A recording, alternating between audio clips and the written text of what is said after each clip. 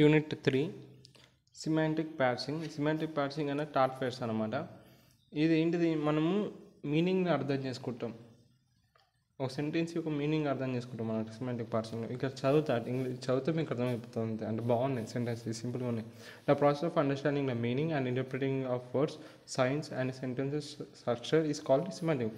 So meaning అర్థం చేసుకొని దాని లోపల ఉన్న వర్డ్స్ని, సైన్స్ని, సెంటెన్స్ స్ట్రక్చర్ని అంతా అర్థం చేసుకుంటాం మనం, దాన్నే సిమాంటిక్ పార్సింగ్ అంటారు. ఓకే, ఈ సిమాంటిక్ పార్సింగ్ యూజ్ చేసి కంప్యూటర్ అర్థం చేసుకుంటారు natural లాంగ్వేజెస్ని.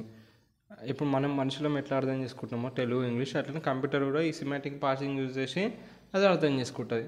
It is toughest phase and not fully solved. So ఈ చాలా 5 phases ఉంటాయి, థర్డ్ ఫేజ్ అనమాట. ఈ టఫెస్ట్ ఫేజ్ కానీ ఫుల్గా సాల్వ్ అయిపోదు, ఇక్కడనే problem.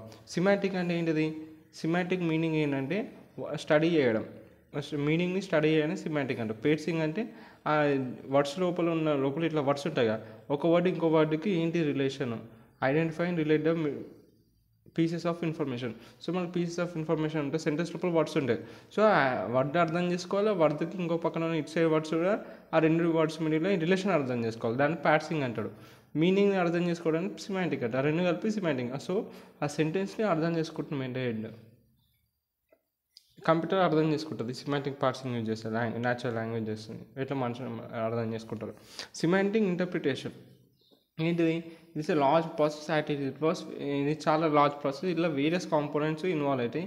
Like representation of text can be feed in to A computer to allow other computational manipulation in order to understand any language. So ఏం చేస్తున్నారు, ఫస్ట్ టెక్స్ట్ రిప్రజెంట్ చేస్తుంది కంప్యూటర్లకు ఎక్కించి. సో దట్ టెక్స్ట్ని ఫస్ట్ రిప్రజెంట్ చేసి కంప్యూటర్లకు ఎక్కిస్తేనే కదా మీతో ఉన్న computational manipulations కానీ, అదంటే వేరే కాంపోనెంట్స్ కానీ అర్థం చేసుకుంటారు. ఫస్ట్ దాని లోపలికి టెక్స్ట్ అనేది లోపలికి వెళ్ళాలి, రిప్రజెంట్ చేయాలి. సో అదనమాట సిమాంటిక్ ఇంటర్ప్రిటేషన్. దీనివల్ల ఆ టెక్స్ట్ వేరే కాంపోనెంట్స్ అన్ని అర్థం చేసుకుంటే అట్లా లాంగ్వేజ్ అర్థం అవుతుంది. అట్లనే కార్జాన్ ఫోర్డర్ అని ఒకడు ఉంటాడు, 1963 పేపర్లో వాడు the structure of semantic theory అని ఒకటి పబ్లిష్ చేసిండు అనమాట. The structure of semantic theory అని. అందులో కొన్ని ప్రాపర్టీస్ ఉన్నాయి, సిమాంటిక్ థియరీకి ఎలాంటి ప్రాపర్టీస్ ఉండాలో ఇప్పుడు చూద్దాం. ఆ పేపర్లు ఉన్నాయి అవి, అదే అనమాట. ఒక సిమాంటిక్ థియరీకి ఈ ప్రాపర్టీస్ ఉండాలన్నమాట. ఏంటి ఆ properties, sentence explain the sentence having ambiguous meaning. అంటే అంబిగ్యూస్ మీనింగ్ అంటే ఒకటే సెంటెన్స్కి మోర్ దెన్ వన్ మీనింగ్ ఉంటుంది. ఇగో మనోజ్ ఏ బ్యాట్, ఇక్కడ ఈ సెంటెన్స్కి 2 మీనింగ్ ఉన్నాయి. బ్యాట్ అంటే ఒక ఎనిమల్ బ్యాట్ కావచ్చు, లేకపోతే క్రికెట్ బ్యాట్ కావచ్చు. సో ఒకటే సెంటెన్స్కి మల్టిపుల్ మీనింగ్ వస్తే దాన్ని అంబిగ్యూటీ అంటారు.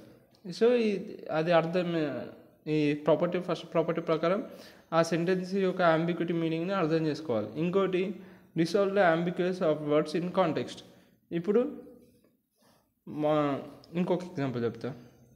షీ సాట్ నియర్ బ్యాంక్ అన్నాం. సో ఇక్కడ బ్యాంక్ అంటే ఫైనాన్షియల్ బ్యాంక్ రావచ్చు, లేకపోతే రివర్ బ్యాంక్ రావచ్చు.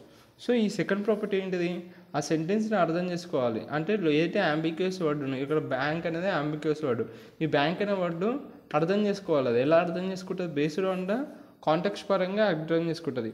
నేను ఏం ఫైనాన్షియల్ బ్యాంక్లో కూర్చోను కదా, ఏమంటారు, షీ షాట్ నియర్ బ్యాంక్ అంటే ఆమె అక్కడ కూర్చుంది, రివర్ బ్యాంక్ దగ్గర కూర్చుందని ఉంటుంది. లేకపోతే షీ షాట్ నియర్, ఇక్కడ రివర్ అని పెట్టాం, she shot near river bank. ఇప్పుడు దాని ముందు రివర్ ఉంది కాబట్టి ఆ రివర్ బ్యాంక్ పక్కన కూర్చుందని అట్లా బేస్డ్ ఆన్ కాంటెక్స్ట్, ఇది రివర్ కాంటెక్స్ట్లో చెప్తుంది కాబట్టి it should be definitely river bank అని అర్థమవుతుంది. ఇంకోటి identify meaningless but syntactical well formed sentence. ఇప్పుడు చూడు, colourless green ideas sleep furiously. దీని యొక్క స్ట్రక్చర్ సింటాక్స్ సూపర్ ఉంది, సింటాక్స్ కరెక్టే ఉంది, కానీ మీనింగ్లెస్ ఉంది. ఓకే, అట్లా అనమాట. ఇంకోటి ఇవన్నిటి చేయాలన్నమాట.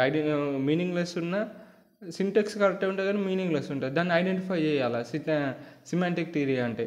ఇంకా identify syntactical or transformationally unrelated phrases of the concept having the same semantic. So రెండు సెంటెన్స్కి సేమ్ మీనింగ్ ఉంటే అది అర్థం చేసుకోవాలి, ఐడెంటిఫై చేయాలి బేస్డ్ ఆన్ కాంటెక్స్ట్. ఇక మనం సిమాంటిక్ రిప్రజెంటేషన్ని అచీవ్ చేయడానికి రిక్వైర్మెంట్స్ ఏంటంటే structural ambiguity, word sense, entity and event resolution, predicate argument structure, meaning representation.